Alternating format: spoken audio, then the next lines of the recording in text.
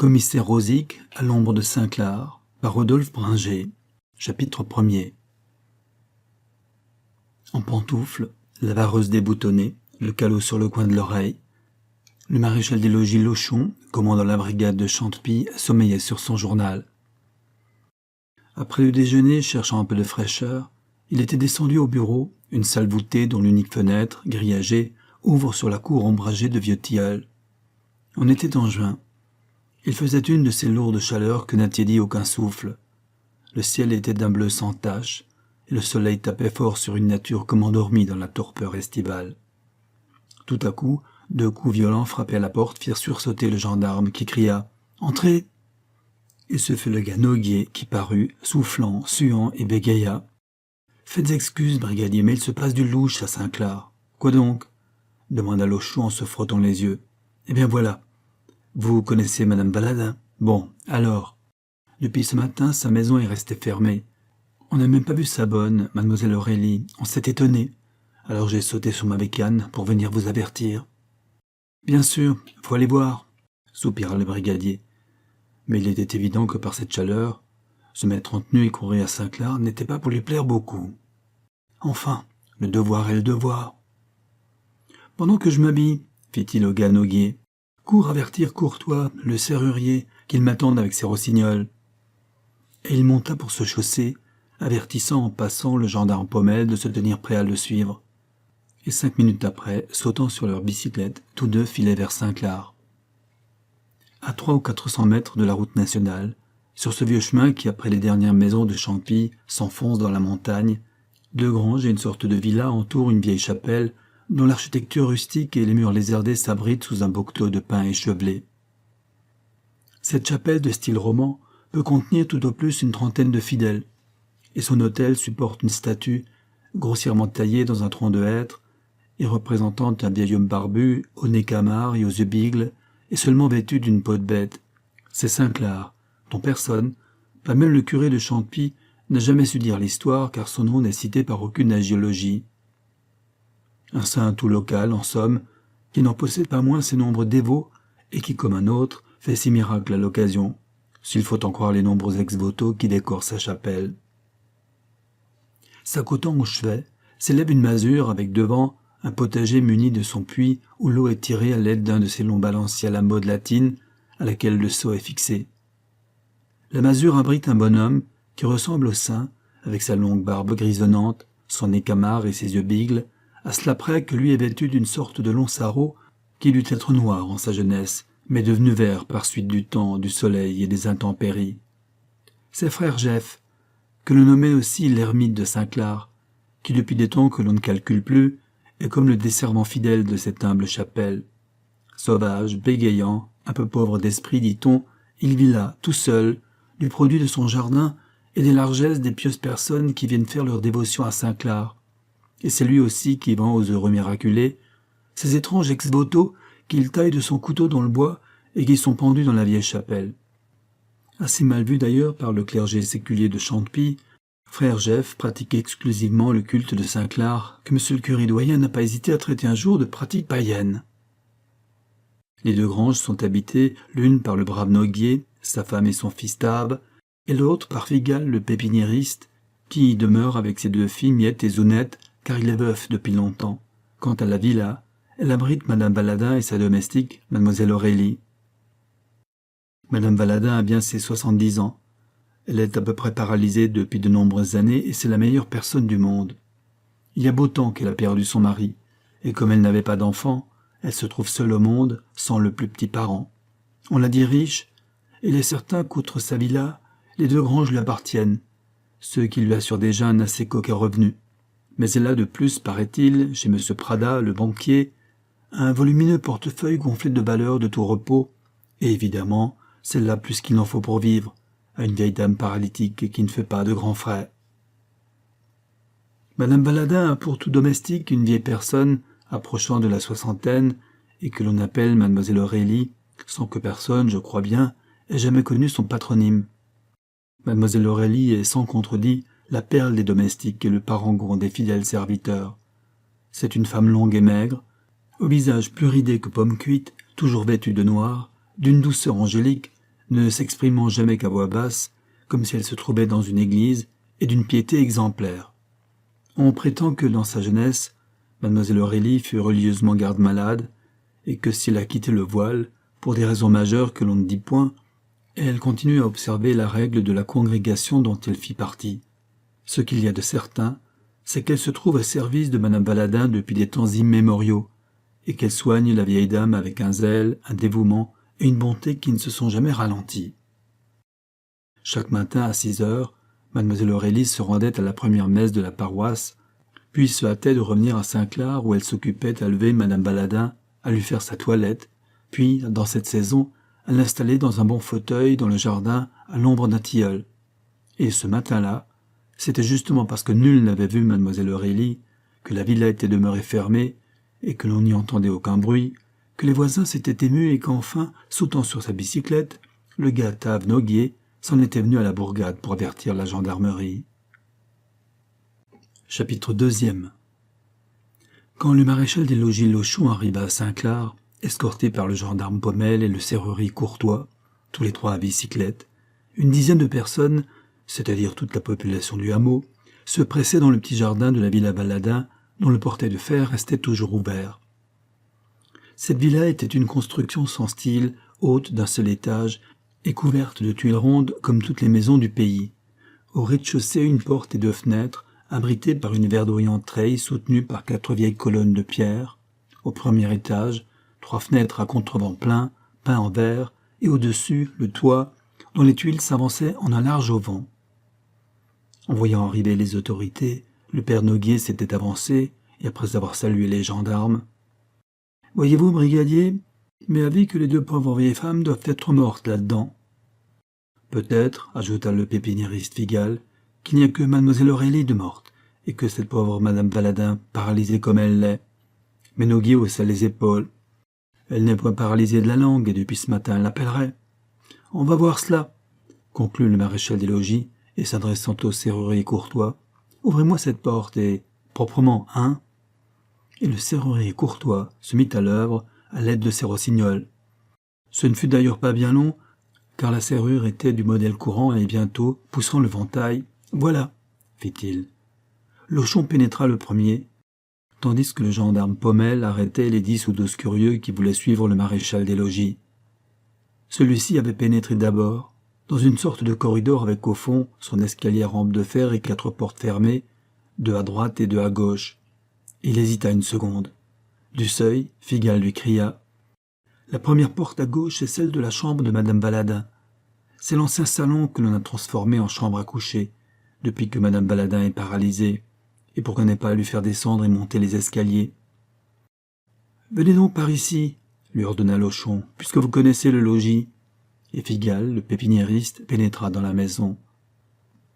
Déjà, le brigadier avait ouvert la porte de la chambre où régnait l'obscurité.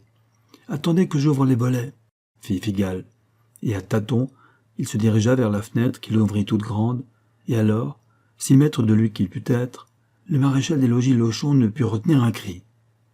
En chemise de nuit, son bonnet lui recouvrant la moitié de la face, la vieille dame était étendue en travers de son lit, une jambe pendant au dehors.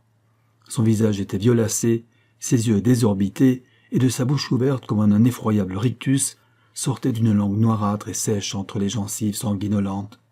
« Un crime a été commis, » proclama Lochon. « La malheureuse a été étranglée. Il ne faut pas en douter. » Un grondement lui répondit. Par la fenêtre, une dizaine de personnes qui se pressaient contemplaient de loin cet épouvantable spectacle, et une voix cria « Mais on a dû assassiner aussi mademoiselle Aurélie pour qu'elle ne soit pas venue au secours de sa maîtresse, et que depuis ce matin on ne l'ait pas aperçue. » Le maréchal des logis se tourna vers le pépiniériste, blanc comme un linge et tout tremblant d'émotion. « Vous savez où est la chambre de mademoiselle Aurélie, vous ?»« Parfaitement, brigadier, juste au-dessus, au premier. » Déjà Lochon quittait la chambre, traversait le corridor et grimpait l'escalier. Malgré son horreur, Figal l'avait suivi, et c'est lui qui indiqua « Cette porte !» Le brigadier l'avait ouverte, puis il poussa les volets et se retournant, s'arrêta, médusé. Contrairement à ce qu'il attendait, il vit une chambre en bon ordre, un lit pas même défait, et telle qu'elle pouvait être le matin lorsque le ménage était soigneusement fait. « Celle-là, par exemple ?» fit le brigadier. « Qui s'attendait bien à trouver le cadavre de la vieille bonne? Peut-être, hasarda Figal, que c'est en bas, dans sa cuisine, qu'on lui a fait le coup. Ils descendirent 4 à 4. La cuisine était la dernière porte à droite, mais elle ouvrait aussi sur la cour derrière la maison par une autre porte vitrée. Mais la cuisine était vide, tout y était en place, et aucun désordre n'y régnait. Si on voyait dans le bûcher, fit le pépiniériste. Ils sortirent dans la cour, pénétrèrent dans une sorte d'appentis à côté à la maison. Il servait de resserre au charbon et au bois, mais il était également vide, et l'ayant examiné minutieusement, Lochon n'y put remarquer rien d'extraordinaire. Alors ils visitèrent la maison de fond en comble, ensuite explorèrent tout le jardin, mais sans y découvrir la moindre trace de la vieille bonne. Voilà qui est extraordinaire, conclut le brigadier. C'est à n'y rien comprendre, approuva Figal, hochant la tête. Bon, il n'y a plus qu'à alerter le parquet, cela le regarde. Le principal est de laisser toutes les choses en l'état. Il ferma les portes, les fenêtres, mit les clés dans sa poche, et avec son gendarme revint vers la bourgade. Chapitre 3e. Le parquet n'arriva que le lendemain matin à 8 heures. Le juge d'instruction, le substitut, le greffier, le médecin légiste étaient accompagnés de M. Rosic, commissaire de la PJ, commandant la brigade mobile, et, conduit par M. le maire et le maréchal des logis, tout ce monde se dirigea vers Saint-Clar. Après avoir examiné la victime, auprès de laquelle demeura le médecin légiste, et visité les lieux, le parquet se réunit dans la salle à manger de la villa, et le maréchal des logis fut invité à dire ce qu'il savait. Et Lochon, rapidement, mit ces messieurs au courant de sa rapide enquête. Il dit d'abord comment les voisins avaient été surpris de voir la maison de Madame Baladin fermée, comment on l'avait informé, comment il était venu avec le serrurier et avait tout de suite trouvé le cadavre, qu'il avait estimé avoir été étranglé, et enfin, comment malgré ses recherches, il n'avait pu découvrir la moindre trace de la servante de Madame Baladin, la nommée Mademoiselle Aurélie. Et quand il eut fini, haussant les épaules avec un petit sourire de supériorité, M. Rosic déclara « La chose me paraît très claire. C'est la servante qui a étranglé sa maîtresse. » Mais à cette accusation, M. Couff, maire de Champy, se dressa sur sa chaise et de sa voix la plus nette. « C'est absurde. On voit bien, monsieur le commissaire, que vous ne connaissez pas cette sainte fille qu'est Mademoiselle Aurélie. Il n'y a pourtant qu'elle seule qu'à cette heure l'on puisse accuser. Elle est, je le répète, au-dessus de tout soupçon. Mais tous les faits sont contre elle. Vraiment, je ne vois pas. Ce que vous êtes aveugle, monsieur le maire. » Et après un haussement d'épaules, encore plus vif que le précédent. « Mais réfléchissez, voyons, et avouez que si votre mademoiselle Aurélie n'est pas l'auteur de ce crime, elle en est tout au moins la complice. D'abord, il est avéré, n'est-ce pas, que le vol n'est pas le mobile de cet assassinat. Rien n'a disparu, aucun meuble, aucun tiroir n'a été forcé. Pourtant, il est fort probable que le coupable a eu tout le temps de dévaliser la maison, son crime commis.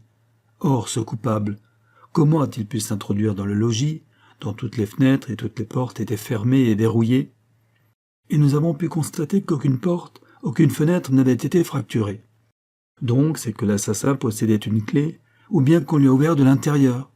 Dans les deux cas, qui a pu lui ouvrir ou lui permettre d'entrer, sinon cette servante au grand cœur?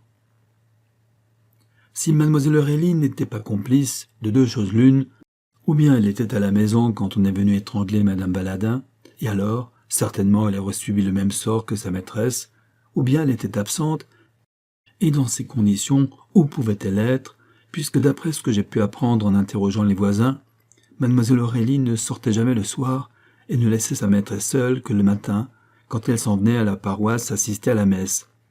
Il y a là, monsieur le maire, un dilemme dont je vous défie bien de vous tirer. Monsieur Couff demeura une seconde muet, puis « Non et non, je ne puis croire mademoiselle Aurélie coupable. Il y a là-dedans quelque chose de diabolique qui nous échappe. Mais vous ne ferez croire à personne dans ce pays que cette vieille brave fille a pu étrangler sa maîtresse qu'elle soignait avec tant de dévouement, et depuis si longtemps déjà. Et d'ailleurs, pourquoi mademoiselle Aurélie eût-elle tué madame Baladin? » « Cela, répondit le commissaire, c'est sans doute le testament de madame Baladin qui nous l'apprendra, si comme cela m'apparaît comme certain il y en a un. Que prétendez-vous par là? Que tout crime a ses raisons, et que le vol n'est pas celle de cet assassinat. Pourquoi aurait-on tué madame Baladin, sinon pour en hériter plus vite? Or, il est bien évident que par un bon testament, madame Baladin, si elle ne l'a pas instituée sa légataire universelle, a dû néanmoins faire un legs fort coquet à sa fidèle servante, puisque, paraît-il, la vieille dame n'avait plus aucune famille. M. Couff baissa la tête et ne répondit rien. En effet, il était de notoriété publique à Chantepie que le jour où Mme Baladin mourrait, Mlle Aurélie serait à l'abri du besoin. Voilà donc, à mon sens, comment les choses se sont passées, conclut le commissaire Rosic. Après avoir couché Mme Baladin, comme elle le faisait tous les soirs, Mlle Aurélie a remis tout en place, ainsi qu'à son accoutumée, et elle a attendu. Vers minuit, alors qu'elle était certaine que tout dormait dans le petit hameau, elle est entrée dans la chambre de sa maîtresse, l'a étranglée, puis elle a pris la fuite, en ayant soin de fermer toutes les portes. Cela n'aurait guère été malin de sa part, ricana monsieur le maire. Que voulez-vous? Votre mademoiselle Aurélie n'est peut-être pas d'une intelligence transcendante, et puis c'est son premier crime. Un de ces jours, elle va reparaître, prétextant un voyage imprévu, et le tour est joué. Elle hérite. Cette histoire ne tient pas debout, protesta M. Couff. Elle explique tout, au contraire. Tandis que M. le maire haussait les épaules, le parquet lui hochait la tête. L'explication du commissaire de la PJ lui apparaissait lumineuse. En tout cas, elle avait l'avantage de simplifier sa tâche, ce qui paraissait être le principal. Aussi, le juge d'instruction déclara-t-il « Monsieur Rosic, il faudra passer chez le notaire du lieu pour s'enquérir du testament. C'est bien ce que je vais faire immédiatement, en même temps que de faire rechercher cette mademoiselle Aurélie. » Et se tournant vers le maréchal des logis, « Cela vous regarde. Vous allez enquêter dans toutes les gares proches, ainsi que dans tous les garages, de façon à avoir des nouvelles de cette femme. Il n'est pas possible qu'elle se soit volatilisée, et quelque part, elle a bien dû laisser des traces de son passage. » Et il se levait, quand le gendarme Pommel, qui montait la garde, comme la veille à la porte de la villa, pénétra dans la salle à manger, disant « Il y a là un bonhomme qui veut parler au maréchal des logis. » Et comme Lochon se levait, interrogeant son subordonné du regard, « C'est le grand Friel de la grange de la Castelas. Il dit comme cela. « Faites donc entrer, » ordonna le juge. Et presque aussitôt, un homme long et sec, noir comme une taupe, encore de chemise, et seulement vêtu d'un pantalon de coutil retenu par une taillole rouge, pénétra dans la salle à manger.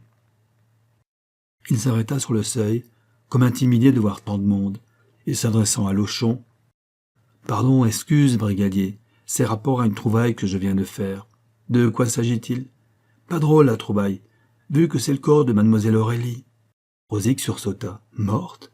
demanda-t-il. « Dame, autant que peut l'être une vieille demoiselle à qui l'on a serré le kiki. Vous dites qu'elle a été étranglée? Elle en a tout l'air, en tout cas. » Cette nouvelle atterra le commissaire de la PJ. Elle renversait toute sa belle théorie. Mais le juge demanda « Des détails, brave homme. » Voilà, c'est bien simple. Je passais sur le petit sentier qui surplombe le ravin au nord de Castelas. Quand voilà l'abri, mon chien, qui se met à fureter avec de petits cris dans un fourré de buissons en contrebas. Qu'est-ce qu'il peut y avoir là qui intéresse l'abri, que je me suis dit. Alors je suis descendu, et là, dans ce fourré, j'ai vu un corps recroquevillé sur lui-même. C'était une femme, et je n'ai pas eu de peine à reconnaître mademoiselle Aurélie, la servante de cette bonne madame Baladin. Et comme j'avais appris que la bonne dame avait été assassinée, vite, je suis venu informer le maréchal des logis. C'est tout. Mais c'est assez, merci, fit le juge d'instruction qui se tournant vers M. Rosic. Si cette vieille fille a été tuée, étranglée comme sa maîtresse, c'est donc qu'elle n'est pas coupable de la mort de madame Baladin. Le commissaire ne répondit pas tout de suite. Pourtant, il finit par dire « Il est un fait ». Puis après avoir songé une seconde, « Il faut voir ce cadavre. » « Mais nous y allons tous, » répondit le juge d'instruction. Chapitre 4. Le parquet dans sa grande auto et le brigadier Lochon ainsi que Friol sur leur bicyclette étaient arrivés à la Castelas. C'est une grosse et massive construction, flanquée de 2 tours rondes, ce qui semblait indiquer que ce fut là, avant de devenir une maison agricole, un château féodal. D'ailleurs, son nom de Castelas trahit parfaitement sa lointaine origine. C'est là qu'habite la famille Friol, faisant valoir les rares terres que la charrue a disputées à la garrigue, mais s'occupant surtout de la coupe des bois et de culture de truffes et de lavande. Le grand Friol, quand tout le monde fut réuni, expliqua. À 10 heures, alors que l'on venait de se coucher, les chiens ont aboyé et l'on a pensé que c'était quelqu'un de Grèce qui s'était attardé à la bourgade. Moins d'une demi-heure après, les chiens ont encore donné de la voix, preuve que quelqu'un passait encore à côté de la Castelas. Quoique cela arrive assez rarement, dame, on n'y a pas prêté grande attention. Qu'est-ce que la Grèze ? Demanda le juge. Une grange, à 1500 mètres d'ici. Le chemin que nous avons pris et qui est carrossable y conduit bien. Mais comme ce chemin est obligé de contourner le ravin, alors, pour couper plus court, il y a un raccourci, un petit sentier qui suit le contour de la combe. C'est dans ce petit chemin que j'ai trouvé la pauvre demoiselle. Que diable venait-elle faire dans ce coin perdu et à cette heure ? Fit M. Rosic. Ce fut le maréchal des logis qui répondit. Il faut vous dire, monsieur le commissaire, que mademoiselle Aurélie possède un neveu, Firmin, qui est berger à la Grèze. Peut-être allait-elle le voir. En pleine nuit, voilà qui serait bien étrange. Et se tournant vers Friol. Est-ce que cette mademoiselle Aurélie avait l'habitude de passer par ici ? Ma foi, fit l'autre en se grattant l'oreille. À ma connaissance, je ne l'ai vu qu'une seule fois se rendant à la Grèze. C'est lorsque le Firmin était si malade, après avoir été mordu par la vipère, qu'on a cru qu'il allait y passer. Il y a de cela bien 3 ou 4 ans. Ce Firmin serait-il encore malade ? Je ne sais pas. En tout cas, je n'en ai rien entendu dire. Et comme en somme, on est voisins. Il faudra vérifier ce qui est arrivé à ce Firmin, fit le juge à M. Rosic, qui se contenta d'approuver de la tête. Puis, s'adressant à Friol, si vous voulez nous conduire, vous n'avez qu'à me suivre. Et prenant la tête du cortège, il s'engagea sur une sorte de piste, courant sous les pins et les chênes verts, et si étroite que l'on ne pouvait y passer qu'une seule personne de front. On chemina ainsi à la queue leu durant 400 mètres environ, puis, s'arrêtant, Friol dit « C'est là ». Et l'on put voir, dans le ravin, à 4 ou 5 mètres en contrebas, 2 hommes assis par terre et qui fumaient, entourant une sorte de loque étendue sur le sol, et qui n'était autre que le cadavre de cette infortunée mademoiselle Aurélie. Le médecin légiste, M. Rosic et le maréchal des logis descendirent, tandis que le parquet demeurait sur le sentier. Les 2 hommes s'étaient levés. D'abord, le médecin légiste se pencha vers le cadavre qu'il examina rapidement, puis, se redressant, « Il n'y a pas de doute, » cria-t-il s'adressant au parquet. « Elle a été étranglée comme sa maîtresse, et sûrement par les mêmes mains. » Cependant, M. Rosic fouillait la malheureuse et sous sa robe, il découvrit une de ses poches mobiles, faite de grosses toiles, et que les femmes du pays portent sur elles, sous leurs jupes, retenues à leur taille par un cordon. Cette poche contenait un mouchoir, un vieux porte-monnaie, 3 marrons d'Inde et un chiffon de papier. Sur ce morceau de papier, une main évidemment malhabile avait écrit, d'une grosse écriture enfantine, « Firmin est tombé d'une échelle, il est bien mal, venez de suite. » Voilà l'explication de la présence de mademoiselle Aurélie dans ces lieux, dit Rosic en passant le morceau de papier au maréchal des logis. Je parierais ma solde que Firmin se porte comme vous et moi. Lorsque nous connaîtrons l'auteur de ce billet, nous saurons quel est l'assassin. J'ai d'ailleurs mon idée. Et il remonta sur le sentier.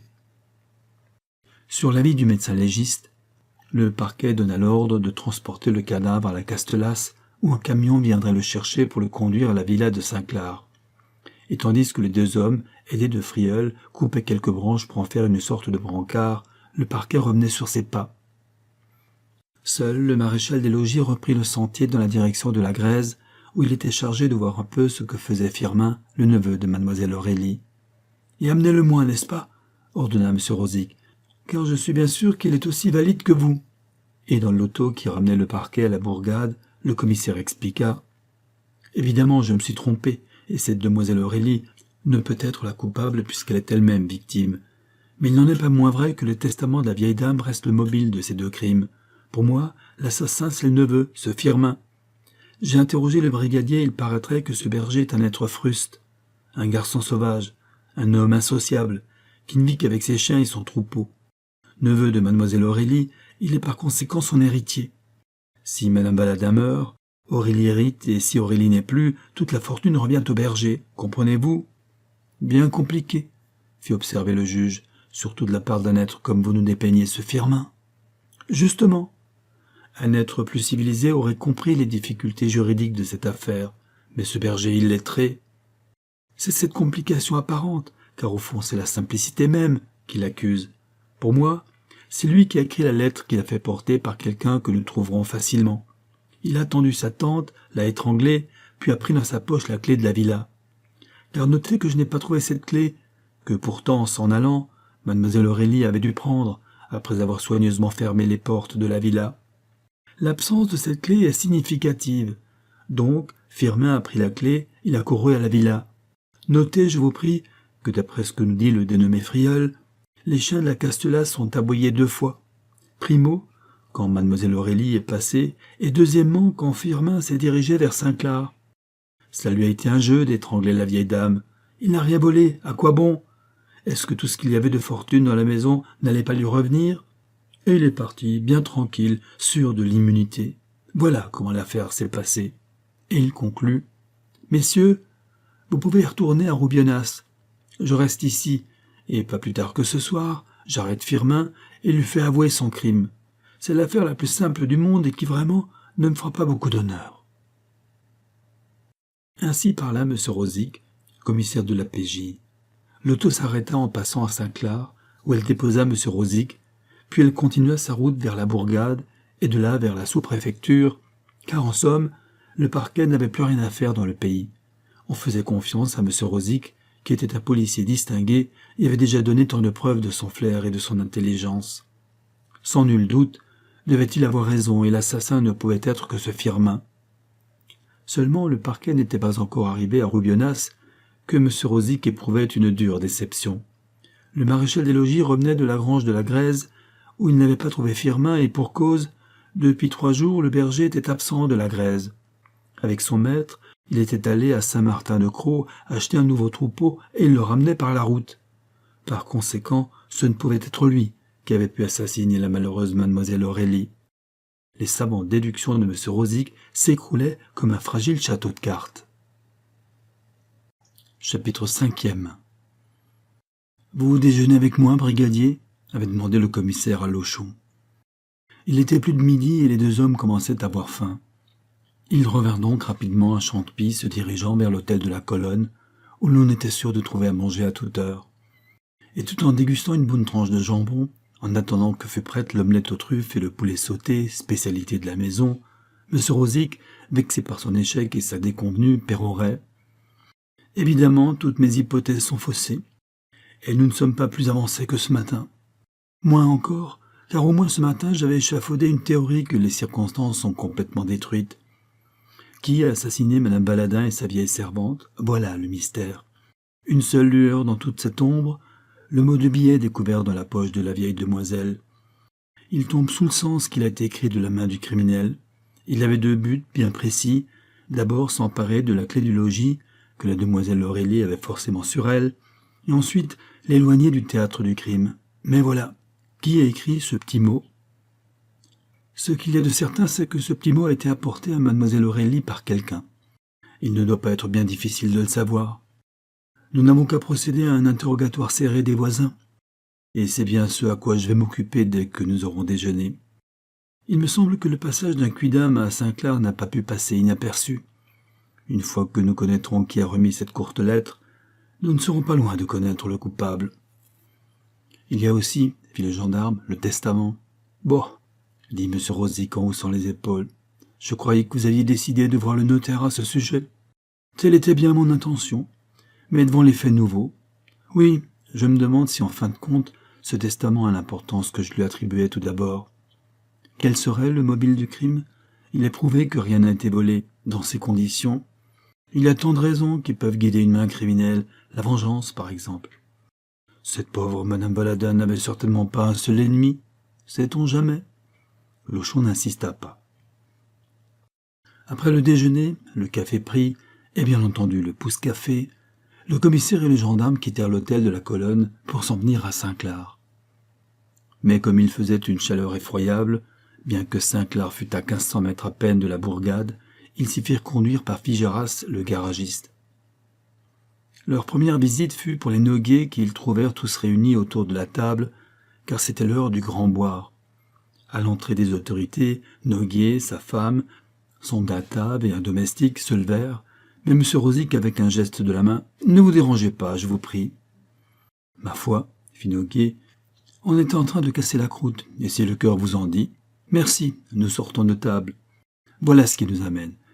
Nous voudrions savoir si, le soir qui a précédé le crime, vous n'auriez pas vu quelqu'un entrant chez Madame Baladin ou s'entretenant avec Mademoiselle Aurélie. » Les 3 hommes et la femme réfléchirent une seconde, puis Noguet, « Non, mais vous savez, on est en pleine moisson. Alors on se met à la paille de bonne heure, car il faut être debout dès l'aube. Pour ma part, je n'ai rien vu ni rien entendu. Et vous, les gars? Mais ni le fils Noguier ni le domestique avaient remarqué la moindre des choses. Bon, fit Rosic, si des fois quelques souvenirs vous revenaient, vous en aviserez le maréchal des logis, je vous prie. Entendu. Mais à ce sujet, notre mémoire est sûre. Ils quittèrent donc les Noguier et se dirigèrent chez Figal, le pépiniériste, à 50 mètres de là. Veuf depuis longtemps, Figal vivait là avec ses 2 filles. À cette heure-là, elles étaient seules dans la cuisine, Miette cousait à la machine, et Zounette travaillait une paire de chaussettes. « Figal n'est pas là ?» demanda Lochon. « Aussi, il est dans le jardin, » fit Zounette. Et du seuil, elle cria « Père, on vous demande !» Une minute après, Figal arrivait, les mains terreuses, qu'il essuyait précautionneusement à son tablier bleu pour les tendre aux gendarmes et au commissaire, en même temps qu'il disait « Et alors? Quel bon vent ?» « Monsieur le commissaire voudrait savoir, Figal, dit le maréchal des logis, si avant-hier, c'est-à-dire dans la soirée qui a précédé le crime, vous n'auriez pas vu quelqu'un sonnant à la porte de madame Baladin ou s'introduisant chez elle. »« Ma foi, répondit le pépiniériste, je n'ai vu ni entendu personne, et même je doute que quelqu'un soit venu, car madame Baladin possède un sale petit roquet qui est aboyeur comme pas un, et que l'on entend crier dès qu'un étranger passe seulement devant la porte de la villa. Or, je suis bien sûr que le roquet n'a pas donné de la voix ce soir-là. N'est-ce pas, gamine ?» Miette et Zounette secouèrent la tête en disant « Pour sûr !» Pourtant, fit M. Rosic, il a dû venir quelqu'un apporter le billet à mademoiselle Aurélie. C'est donc vrai qu'on l'a trouvée elle aussi étranglée du côté de Castelas? Trop vrai. Elle avait été attirée dans ce quartier par un mot de billet, lui annonçant que son neveu Firmin était tombé d'une échelle. Or, le susdit Firmin n'est pas à la Grèce depuis plus de 3 jours. Ce que nous voudrions savoir, c'est qui a apporté le billet. On peut le lui avoir remis le matin, quand elle est allée à la messe. Non, répliqua M. Rosic, car alors elle n'aurait pas attendu la nuit pour se rendre près de son neveu. Et puis, celui qui lui écrivait ainsi tenait à l'entraîner dans la montagne pendant la nuit. En effet, concéda Figal, c'est sûrement le soir qu'on lui a apporté ce billet, mais on n'a rien entendu. Il faut croire, dit alors Miette, que ce ne peut être que quelqu'un de connu, puisque Mirza n'a pas aboyé. Voilà une remarque assez juste, apprécia le commissaire.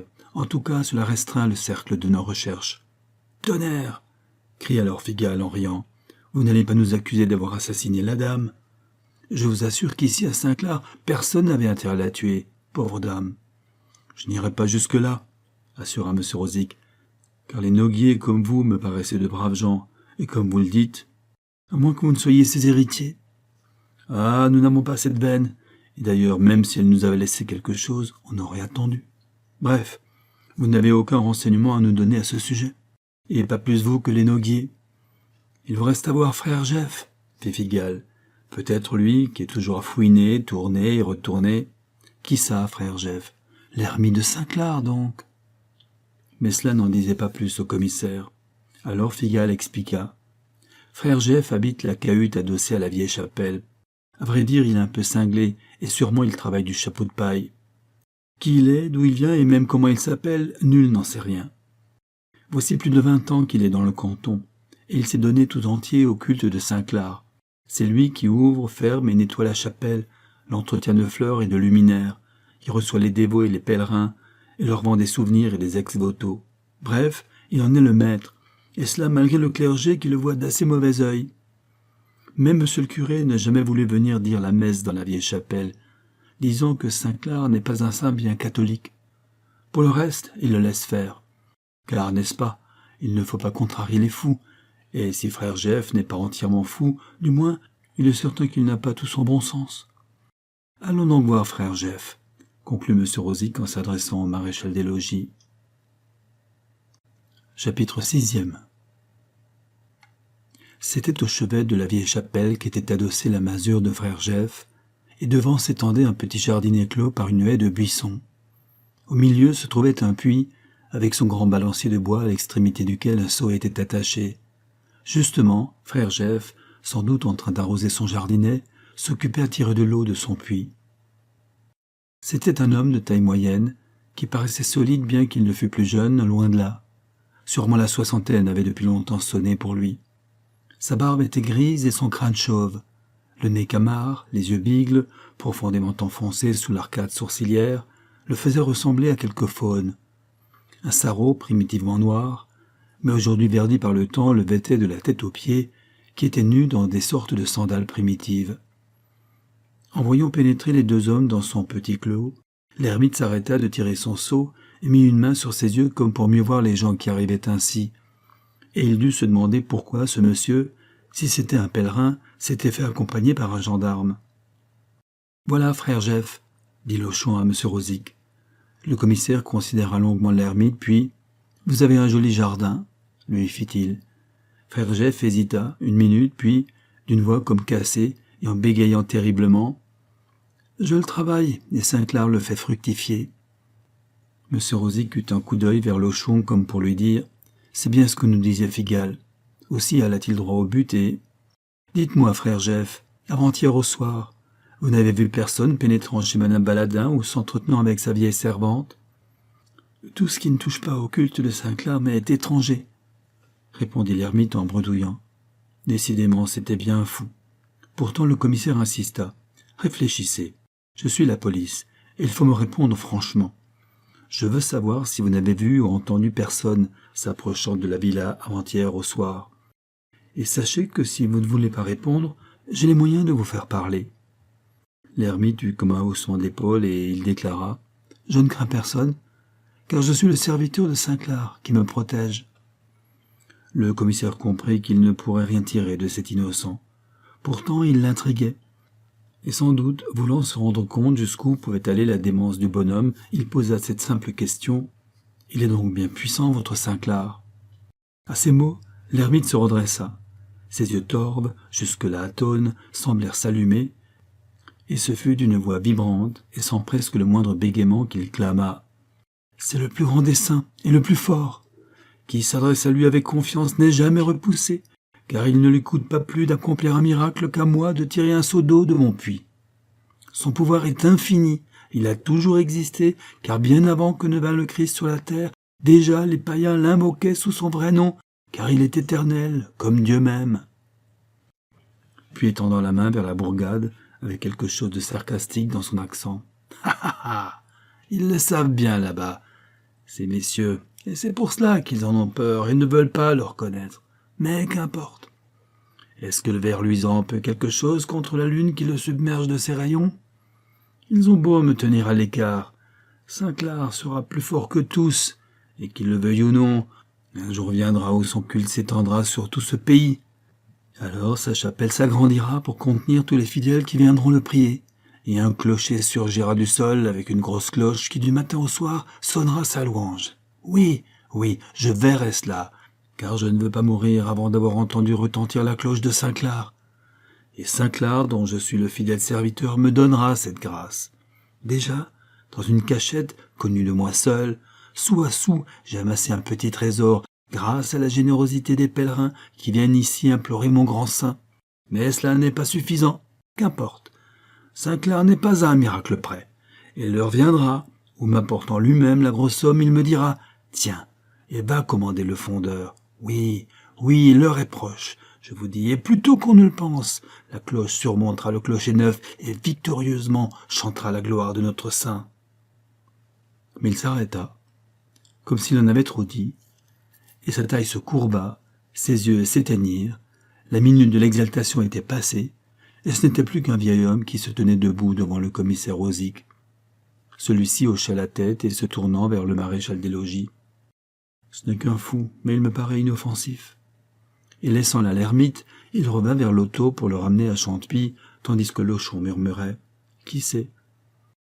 C'est que le gendarme sentait quelque chose d'encore très embryonnaire germer et se développer lentement dans son esprit. Il se tut un assez longtemps, puis « Dites-moi, commissaire, si nous allions chez le notaire à cause de ce testament ?» M. Rosic eut un petit mouvement de tête. « Boah, le testament. Je commence à croire que toutes les hypothèses que j'ai fondées sur ce testament sont à volo. Il y a autre chose, mais quoi? Je ne vois véritablement pas quel peut être le mobile de ce double meurtre, du moment que l'on doit en écarter et le vol, et aussi le désir d'hériter le plus vite possible. Ah, si nous pouvions savoir qui a écrit le billet, et aussi qui l'a remis à cette vieille demoiselle. Mais celui qui l'a apporté agit prudemment, puisque dans le hameau, il a su écarter la curiosité des voisins. Car nul ne l'a vu, ni les Noguier, ni les Figales, ni même ce démon d'ermite. C'est là-dessus que je dois fixer toutes mes recherches. J'ai besoin d'y réfléchir à tête reposée. En tout cas, rien n'empêche d'aller chez le notaire. Qui sait, ce testament, s'il en existe un, pourrait nous donner un indice, une indication, si faible soit-elle. Allons-y toujours, acquiesça le commissaire. Mais il était bien évident que ces démarches lui apparaissaient bien vaines et bien inutiles. M. Souque, notaire à Chantepie, habitait sur la place de l'église une maison assez fastueuse, dont la façade révélait ce style rural de la fin du XVIIIe siècle, fort répandu dans la région. Quand le commissaire et le maréchal des logis descendirent d'auto sur la place, ils aperçurent le notaire, debout sur le seuil de sa monumentale porte, sous les panonceaux dorés indiquant sa profession.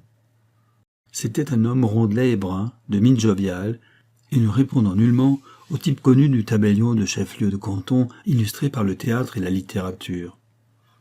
Comme les deux hommes s'arrêtaient devant lui et le saluaient, « Vous venez chez moi, messieurs ? Donnez-vous la peine d'entrer. » Et après avoir traversé un grand hall, il les fit pénétrer dans son étude une grande pièce dont les murs étaient garnis d'étagères supportant de gros livres habillés de vert, ainsi que des cartonniers de la même couleur, et leur ayant désigné à chacun un siège. « Qu'est-ce qui me vaut l'honneur ? Maître, fit le commissaire, c'est le désir de connaître le testament de Madame Baladin, s'il en existe un. Je me doutais qu'il s'agissait de quelque chose comme cela, répondit le notaire. En effet, il existe un testament holographe, que Madame Baladin a déposé entre mes mains et dont rien n'empêche que je vous le fasse connaître, car vous appartenez à la police, je suppose. Commissaire Rosic, de la PJ, se présenta le commissaire. Enchanté, et flatté, car j'ai souvent entendu parler de vous. Voici donc ce testament. Je l'ai sous la main, car je l'ai relu hier au soir.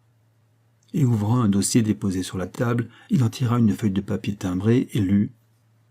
Moi, Olympe Dufour, veuve Baladin, saine de corps et d'esprit, lègue tout ce que je possède, biens, meubles, immeubles et valeurs en banque, à la ville de Chantepie, à charge par elle de faire, durant qu'elle vivra, une pension de 3000 francs à ma fidèle servante Aurélie Bouquette.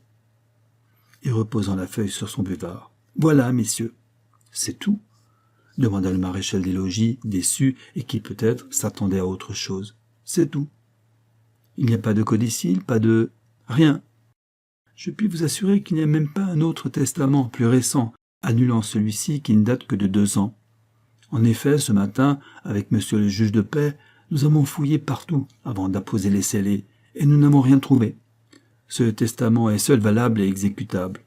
Étonnant, grommela le gendarme. Tandis que M. Rosic déclarait « Évidemment, ce n'est pas la municipalité qui a assassiné Madame Baladin. Et voilà bien qui démolit à jamais mes premières hypothèses. » Et se levant, il salua le notaire, remercia et sortit. Lochon le suivit, il paraissait préoccupé. « Allons, déclara le commissaire, je rentre à l'hôtel. J'ai besoin de réfléchir à tout cela. Nous sommes en plein mystère. Un mystère qui me semble bien épais. Bon, j'en ai percé 2 plus noirs encore. » Il serra la main du gendarme et se dirigea vers l'hôtel. Chapitre 7e. Ce fut le lendemain que furent célébrées les obsèques de Madame Baladin et de sa fidèle servante, Mademoiselle Aurélie. Suivant la coutume, le clergé n'était pas venu jusqu'au hameau faire la levée du corps, cette cérémonie devant avoir lieu sur la route nationale où débouchait le vieux chemin de Saint-Clar, et c'était là qu'attendait le clergé ainsi que le corbillard. Aussi n'y avait-il que peu de personnes autour de la villa, et seulement les voisins, Noguier et Figales au complet, plus quelques paysans des granges proches. Comme Madame Baladin n'avait pas de parents, que le neveu de Mademoiselle Aurélie n'était pas encore revenu avec son troupeau, monsieur le maire et messieurs les conseillers municipaux de Chantepie avaient tenu à l'honneur de conduire le deuil. D'ailleurs, ils devaient bien cela à la bienfaitrice du pays, car déjà maître Souque avait mis monsieur le maire au courant des dispositions testamentaires de la défunte. Monsieur Rosic et le maréchal des logis étaient arrivés des premiers à Saint-Clar. Le commissaire n'avait rien voulu manquer du spectacle de ses obsèques, car comme il l'avait dit à Lochon, il arrivait souvent que le coupable venait rôder sur le théâtre du crime, et il se pouvait que l'assassin des 2 malheureuses femmes, en son esprit sadique, eût voulu suivre leur enterrement. Alors, avait demandé le maréchal des logis. Vous n'avez rien de nouveau? Rien. Pas le moindre petit fait, pas le plus petit. Je nage dans les ténèbres les plus complètes. Jamais je n'ai enquêté sur une affaire aussi étrange dans laquelle il est impossible d'apercevoir les mobiles du crime. Il est évident, il n'y a plus qu'à compter sur le hasard, cette providence des policiers. Espérons donc que le hasard opérera durant ses obsèques. M. Rosic eut un mouvement de la tête trahissant qu'il n'y comptait guère. Ils se turent un instant, tandis que quelques hommes pénétraient dans l'intérieur de la villa pour y chercher les 2 cercueils. « Dites donc, monsieur le commissaire, fit alors Lochon, si nous allions voir à côté ce que fait l'ermite, ce fou, car je ne le vois pas parmi les rares assistants. Pourtant, madame Baladin était une dévote de Saint-Clar et des plus généreuses. » Et ce disant, il se dirigea vers la chapelle et son ermitage, qui se dressait à une 50aine de pas de là. Frère Jeff était dans son jardinet, appuyé contre la margelle de son puits, et de tous ses yeux bigles semblait considérer ce qui se passait autour du logis de madame Baladin. « Dieu vous le donne, frère Jeff, » le salua le gendarme, selon la formule traditionnelle du pays. « Bonjour, » répondit sèchement l'ermite, de sa voix rauque et bégayante, et sans même tourner la tête vers les 2 arrivants. « Eh bien quoi ?» poursuivit le maréchal des logis. « Vous n'allez pas accompagner jusqu'à sa dernière demeure celle qui fut votre bienfaitrice ?»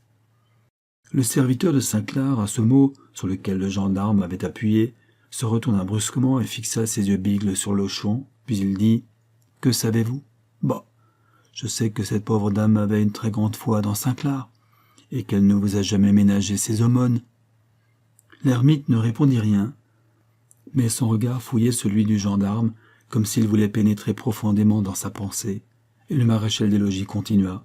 « Par malheur, la voilà morte, et sa générosité est à jamais tarie, car ceux qui héritent ne sont pas si aumôniers. On connaît le testament. Nul ne l'ignore maintenant, c'est la ville. »« Et Saint-Clar » cria plutôt qu'il ne dit l'ermite. « Il n'est pas question de lui. » Alors frère Jeff se redressa de toute sa hauteur, et écrasant le gendarme, « Vous en avez menti, c'est faux. Elle n'a pas oublié Saint-Clar, après toutes les promesses qu'elle m'avait faites. Hélas, elle ne lui laisse pas un sou. » À ce moment, les 2 cercueils sortaient de la maison, et derrière eux, le cortège s'organisait. « Voyez, » indiqua Lochon, « c'est monsieur le maire et son conseil qui conduisent le deuil, en remerciement de cet héritage. » L'ermite, 1 minute, demeura là, haletant, puis farouche, brutal, il fit 2 pas en avant, et ses 2 bras étendus vers les bières, leur montrant le poing. « Voleuse, voleuse !» cria-t-il. « Tu as volé Saint-Clar, et tu brûleras éternellement dans les flammes de l'enfer. » Ses yeux lançaient des éclairs, sa bouche se tordait, sa barbe était hérissée, et gesticulant comme un possédé, il hurla. « Il le savait, Saint-Clar, que tu étais une voleuse, et c'est pour te punir qu'il m'a inspiré d'aller t'étrangler dans ton lit. Moi, simple, je croyais que c'était pour avoir plutôt ma cloche, ma belle cloche, mais non, c'était ton châtiment. Je t'ai étranglé, misérable, et tu es morte sans confession, et déjà tout le feu de l'enfer te dévore. Voleuse, voleuse, tu as volé ma cloche, cette belle cloche que tu avais promise, voleuse !» Il se roulait par terre maintenant, se cognait la tête contre la margelle du puits, s'arrachait les poils de sa barbe, et il ne cessait de hurler « Voleuse, voleuse !» Le cortège s'était rompu. Tous les assistants se précipitaient vers le jardin de l'ermite. Il fallut 4 hommes pour le contenir et l'emporter dans sa masure et le coucher sur son grabat, où, étroitement lié cependant, il continuait à s'agiter, à vociférer et à écumer. « Eh bien, monsieur le commissaire, fit le maréchal des logis à monsieur Rosic, vous le connaissez maintenant, l'assassin. Vous vous doutiez que c'était lui ? Dès le commencement. D'ailleurs, c'est vous qui m'avez ouvert les yeux quand vous avez parlé d'héritage. Mais cela était si extravagant. Je n'osais rien dire encore. Mais hier, quand il a parlé, et sur quel ton, de son clocheton et de sa cloche, alors la vérité m'est apparue. Il était persuadé que madame Baladin n'oublierait pas Saint-Clar dans son testament. Pourtant, chez le notaire, j'ai eu un coup quand j'ai appris qu'il n'y avait pas le moindre legs pour Saint-Clar. Mais qu'importait, l'ermite ne le pouvait savoir. Et voilà pourquoi j'ai tenu à le lui apprendre moi-même, à peu près certain de ce qui suivrait. « Je vous félicite, » fit M. Rosic. Mais dans le fond, il était un peu vexé que ce simple gendarme eût vu si clair là où il n'avait rien su distinguer. Une bonne piqûre calma frère Jeff qui alors fit des aveux complets au commissaire.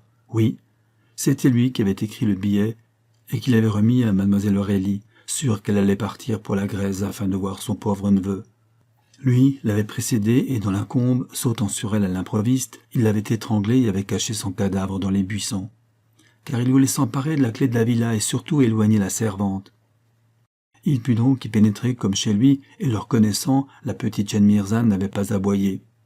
Et c'était sans peine qu'il s'était introduit dans la chambre de Madame Baladin qui dormait, et l'avait également étranglée, et puis aussi tranquillement qu'il était venu, il était parti, ayant bien soin de fermer la porte derrière lui. Ce qu'il en avait fait était pour hériter plus tôt, car il ne voulait douter que Madame Baladin ait laissé une grosse somme à Saint-Clar, grâce à laquelle il ferait monter un clocheton, et pour faire fondre une belle cloche, le rêve de toute sa vie. Car il ne voulait mourir sans avoir vu se réaliser ce beau rêve.